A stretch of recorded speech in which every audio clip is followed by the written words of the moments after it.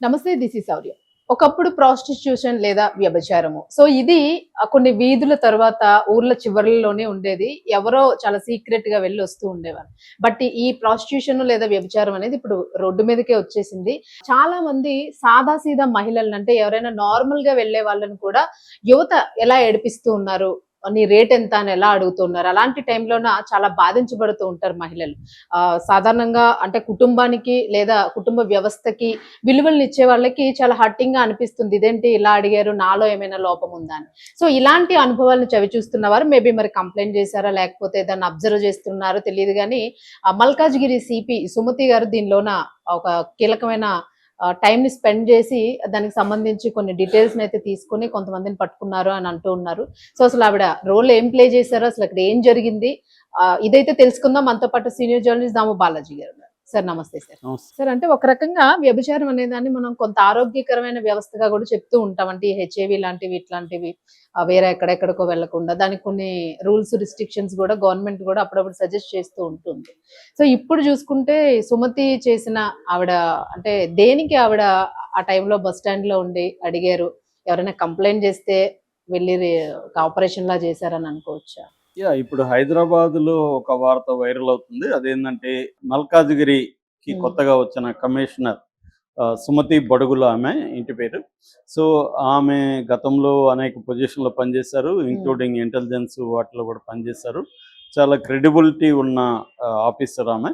Okay. ఆమె స్వయంగా ఈ సెక్స్ వర్కర్ల పరిస్థితి, లేకపోతే స్త్రీల పరిస్థితి అర్ధరాత్రులు హైదరాబాద్‌లో స్త్రీల సేఫ్టీ ఎంత స్థాయిలో ఉందనేది ఆమె స్వయంగా తెలుసుకోవడం కోసం మఫ్టీలో వెళ్ళి మామూలు మహిళలాగా దిల్సుఖ్ నగర్ బస్ స్టాండ్ దగ్గర గ్రీన్ బావర్చిన అది హోటల్ ఉంది, బావర్చి హోటల్. అక్కడ ఆమె నిలబడింది. అర్ధరాత్రి 12:30 నుంచి 12 గంటల నుంచి 3:30 గంటల వరకు అక్కడ ఆమె వెయిట్ చేసింది. మిగతా పోలీసులు మఫ్టీలో అక్కడ ఇక్కడ ఉన్నారు. అంటే ఆమెకి సేఫ్టీ కోసం. ఓకే. సో ఇది ఆమె ఒక సెటప్ ప్లాన్ చేసుకొని అక్కడ వెళ్ళింది. కెమెరాలు అవన్నీ ఫిక్స్ అయినాయి. స్పై ఆపరేషన్ లాగా ఒక ఆపరేషన్ చేద్దామని వెళ్ళింది. సో వెళ్ళినాక మామూలుగా దాదాపు 40 మంది యూత్ ఆమె వల్ల పడ్డారు. అంటే బైకుల మీద రావడం, దగ్గరికి రావడం, వస్తావా, నైట్కి రేట్ ఎంత, ఇలాగ మాట్లాడడం. అట్లా చాలా మంది అడగడం, గుంపులుగా ముగ్గురు రావడం, ఇద్దరు రావడం, అడగడం, ఇలాగే చేశారు. సో ఆ 40 మందిని అయితే వీళ్ళు పట్టుకున్నారు. 40 మందిలో చాలా మంది స్టూడెంట్స్ ఉన్నారు, ఎంప్లాయీస్ ఉన్నారు. వాళ్ళల్లో కొంతమంది తాగి ఉన్నారు, కొంతమంది గాంజా కూడా సేవించి ఉన్నారు.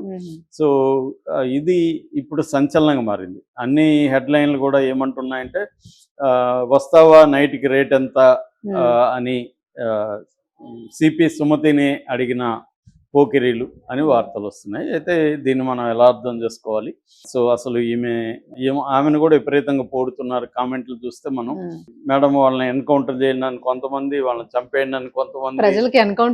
యాక్చువల్గా వాళ్ళు పోలీసులు ఏం చేశారంటే వాళ్ళని ఎవరిని అరెస్టులు చేసి కేసులు పెట్టలేదు, ఓన్లీ కౌన్సిలింగ్ ఇచ్చి వదిలేసామని చెప్తున్నారు.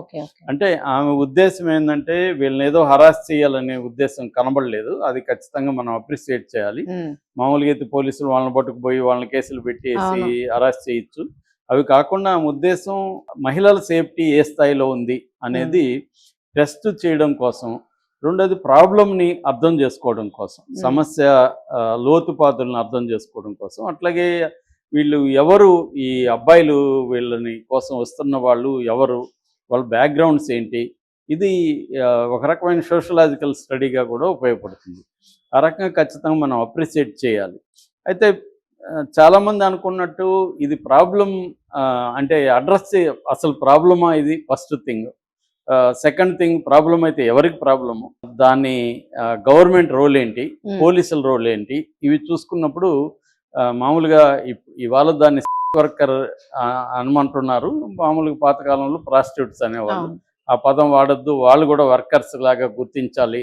కాబట్టి అది వర్క్ అనేది కొత్తగా వచ్చిన పదాలు. సో ఏదేమైనా వాళ్ళని వర్కర్లనే అందాము. ఈ అనేది పురాతనమైన వృత్తి. అంటే కుటుంబ వ్యవస్థ ఏర్పడినప్పటి నుంచి వేశ్య వృత్తి కూడా ఉంటుంది. ఎందుకంటే కుటుంబ వ్యవస్థలో ఇమడలేని వ్యవహారం భర్త భార్య దంపతి వివాహం అంటారు. ఈ దంపతి వివాహాలు కుదరినప్పుడు ఖచ్చితంగా దానికి బయట ఒక వ్యవస్థ ప్రపంచవ్యాప్తంగా ఉంది అన్ని దేశాల్లో. అయితే చాలా దేశాల్లో దాన్ని లీగలైజ్ చేశారు. అవును. లీగలైజ్ చేసేసి లైసెన్స్లు ఇచ్చేసారు. లైక్ థాయిలాండ్ అయితే టూరిజం అవును. టూరిజం మీద బతుకుతుంది. అట్లాగే యూరోప్ లో చాలా దేశాలు, ఈవెన్ చైనాలో కూడా ఇది ఉంది, కానీ అక్కడ బ్యాన్ అయితే ఉంది, బట్ అక్కడ కూడా జరుగుతుంది. బ్యాన్ ఉన్నా కూడా జరుగుతాయి. అవును. ఇప్పుడు మనకి ఇండియాలో తీసుకుంటే, నేను ఇండియాలో అంటే ప్రోగ్రామేటిక్ మ్యాపింగ్ అండ్ పాపులేషన్ ఎస్టిమేషన్ అనే ఒక సంస్థ ఉంది. అలాగే నేషనల్ ఎయిడ్స్ కంట్రోల్ సొసైటీ ఉంది. వీళ్ళు ఏం చేస్తారంటే ఈ ని రిజిస్టర్ చేస్తారు, అంటే మ్యాపింగ్ అంటారు. ఈ జనాభా లెక్కలప్పుడే వాళ్ళు మొత్తం సపరేట్ గా ఇది రీసెర్చ్ ఉంటుంది, చేస్తారు. దాని ప్రకారం వాళ్ళు తేల్చింది ఇండియాలో 9,95,499 మంది ఉన్నట్టుగా వాళ్ళు లెక్కల్లో తేల్చారు. అయితే ఇది వెరీ వెరీ వాళ్ళ మ్యాపింగ్ లో ఉన్నది. కానీ రాయిటర్స్ ఇండియాలో రీసెర్చ్ చేసింది దీని మీద. వాళ్ళు చెప్తున్నది 20 మిలియన్ వర్కర్లు ఉన్నారు, అంటే 2 కోట్ల వర్కర్లు ఇండియాలో ఉన్నారు. నేను అనుకోవడం అదే కొద్దిగా రియాలిటీకి దగ్గరగా ఉంటుంది. మినిమం 2 కోట్ల వర్కర్లు అయితే ఉంటారు ఖచ్చితంగా ఇండియాలో. సో ఆ 2 కోట్ల వర్కర్లు ఉన్నారు. దాదాపు 2 లక్షల కోట్లకు పైన వ్యాపారం నడుస్తుంది ఒక అంచనా ప్రకారం దేశంలో. అంటే ఇది 2 లక్షల ఇల్లీగల్ ఇదంతా. అందుకని దీని మీద లీగల్ గా చేయాలనేది కూడా పోరాటాలు నడుస్తున్నాయి. అంటే లీగల్ గా చేయడం వల్ల ఏమవుతుందంటే, ముందు సెక్స్ వర్కర్లకు భద్రత ఉంటుంది, వాళ్ళకి ఐడి కార్డులు ఉంటాయి, హెల్త్ కార్డులు ఉంటాయి, వాళ్ళకి యూనియన్స్ ఉంటాయి, వాళ్ళకి మినిమం రేట్ ఫిక్స్ అవుతుంది. సో అది లీగల్ గా ఉంటుంది. అలాగే వెళ్ళే వాళ్ళకి కూడా ఒక సేఫ్టీ ఉంటుంది. ఇప్పుడు భయపడితే వెళ్ళాలి, దొరికితే ఫోటోలు వస్తాయి బయట. సో పెళ్లి చేసుకోలేరు, గర్ల్ ఫ్రెండ్ పెట్టుకోలేరు. సరే ఏదో డబ్బులు ఉన్నాయి కదా వర్కర్ల దగ్గరికి పోతామంటే క్రిమినల్ అయిపోతుంది. మరి వాళ్ళు ఏం చేయాలి? సో ఇలాంటి రోజు రోజుకి పెళ్లి చేసుకొని వాళ్ళ సంఖ్య బలంగా పెరుగుతుంది, స్త్రీలైనా పురుషులైనా. సో ఇది సమస్య నిజానికి. అందుకని చాలా దేశాల్లో లీగలైజ్ చేశారు. సో దానివల్ల గవర్నమెంట్కి కూడా ఆదాయం వస్తుంది యాక్చువల్గా. ఈ పాయింట్ ఆఫ్ వ్యూ చాలా మంది మాట్లాడుతున్నారు. కానీ లీగలైజ్ చేస్తే ఇంకా అందరూ పోతారు కదా, ఇంకా కుటుంబాలు నాశనం అయిపోతాయని వాళ్ళ సంఖ్య కూడా బలంగానే ఉంది. ఆర్గ్యుమెంట్ కూడా వ్యాలిడిటీ ఉంది. ఇప్పుడు లీగలైజ్ దీనికి భయపడి చాలా మంది పోవాలనుకున్నా పోరు. ఎక్కడ హోటల్లో జరిగితే వద్దులేరా బాబు అని మూసుకొని ఉంటారు ఇంట్లో. ఇక లీగలైజ్ చేశారనుకో హ్యాపీగా అందరూ పోతారు, ఈజీగా పోతారు. ఇంట్లో చిన్న గొడవ అయినా నీతో ఏంటి నాకు సమస్య, కాబట్టి వెళ్తారు కదా. కాబట్టి అది మరి ఎలా అరికడతారు అనే, అంటే ఈ సమస్య వల్ల కుటుంబాలు విచ్ఛిన్నం అయిపోతాయి కదా అనేది కూడా ఉంది. అంటే మనకి ఎవరో ఒకరు కంట్రోల్ చేయకపోతే, లా లేకపోతే అన్కంట్రోలబుల్ గా అయిపోతే ఎలాగా అనేది ఒకటి ఉంది. ఇది ఒకప్పుడు లిక్కర్ మీద కూడా, లిక్కర్ బ్యాన్ కూడా ప్రపంచంలో ఇప్పటి వరకు సక్సెస్ కాలేదు. ఎందుకంటే అది లిక్కర్ బ్యాన్ చేస్తే అక్రమ సారా అనేది వస్తుంది, ఓట్లు పడవు, ఇంకా పెద్ద జరుగుతుంది, ఓట్లు పడవు, డబ్బులు గవర్నమెంట్ కి రావు. ఎందుకంటే ఇప్పుడు గవర్నమెంట్లన్నీ లిక్కర్ ఆదాయం మీద డిపెండ్ అయినాయి. అలాగే ఇప్పుడు 2 లక్షల కోట్లు ఈ ఇల్లీగల్ సెక్స్ ట్రేడ్ లో ఉంటే లీగలైజ్ చేస్తే ఇది కనీసం 5-6 లక్షలు 10 లక్షల కోట్ల వరకు కూడా వ్యాపారం విస్తరించే అవకాశం ఉంది లీగలైజ్ చేస్తే. సార్ ఇన్ కేసు ఒకవేళ లీగలైజ్ చేస్తే గవర్నమెంట్ కి నిజంగానంటే మంచి ఇన్కమ్, అదే చెప్తున్నాం కదా, 6 లక్షల నుంచి 10 లక్షల కోట్ల వ్యాపారం నడిచినప్పుడు గవర్నమెంట్ కి కూడా ట్యాక్స్ రకరకాల రూపాల్లో, తర్వాత దీన్ని బేస్ చేసుకొని అనేక వ్యాపారాలు నడుస్తాయి కదా. సో లాడ్జింగ్స్, హోటల్స్ నడుస్తాయి. హోటల్స్ కూడా లవ్ హోటల్స్ అనేవి పెడతారు. ఆల్రెడీ గంటకి అరగంటకి హోటల్స్ ఇవ్వడం అనే కాన్సెప్ట్ పెట్టారు, కానీ వాళ్ళకి లీగల్ గా ఇబ్బంది మూసేశారు. ఇప్పుడు రేపొద్దున యూరోప్ లో మిగతా దేశాల్లో ఉన్నట్టు లవ్ హోటల్స్, హోటల్స్ అని పెడతారు. గంటకి ఇస్తారు, అరగంటకి ఇస్తారు, మీ ఇష్టం. ఇంకా ఎన్ని గంటలు కావాలంటే అన్ని తీసుకోవచ్చు. అవన్నీ మీకు డబ్బులు వస్తాయి గవర్నమెంట్. కాకపోతే ఏంటంటే ఇక్కడ మనకి ఇండియాలో హిపోక్రసీ ఎక్కువ, మోరల్స్, ఫేక్ మోరల్స్ ఎక్కువ.